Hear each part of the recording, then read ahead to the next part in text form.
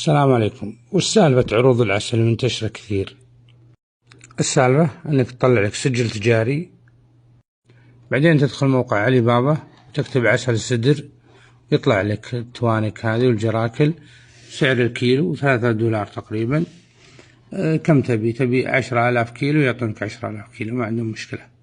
بعد الطلب ما يحطون لك في قزاز ويكتبون عليه بلد المنشأ ولا شيء، يحطون لك إياه في هذه البراميل ويرسلونها لك. بعدين إذا دخل السعودية ومع شهادة الفحص نادي صغار التجار وتناديهم، يلا كل واحد ياخذ طن، طنين، 3، كل واحد حسب مقدرته. بعدين يجي التاجر الصغير يشتري الجراكل هذه الغير مخصصة أصلا لحفظ الأغذية والعسل. بعدين يجي هذا التاجر ويصمم له تصميم، يحط عليه كشمير، سدر كشميري، سدر بنجابي، ويحط اللي يبيه، ما حد يسأله ومن وين مصدر العسل. ويسمي مؤسسته بأسماء رنانة توهم أن هذا العسل بري، أو هذا العسل من جبال، أو عسل من غابات، ولازم يقول هذا من مصادرنا الخاصة، ولا يكتب بلد المنشأ، ولا يكتب تاريخ انتهاء والإنتاج، ولا يكتب أرقام التواصل، ولا يحط أي شيء معلومات عنه ولا عن منتجه.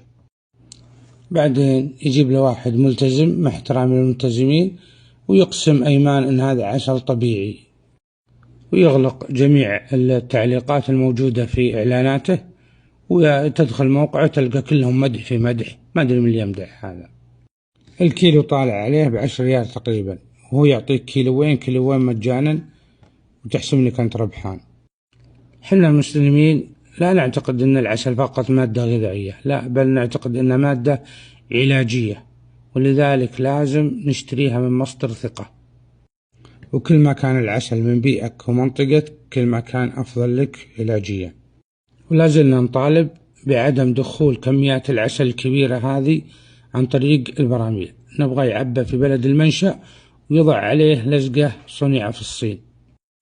عام 2022 دخل من الصين 3.5 مليون كيلو عسل، والمشكلة عدم وجود كلمة عسل صيني في السوق، ما بعد لقينا في محلات السوبر ماركت أو أي أحد يبيع مكتوب عليه عسل صيني.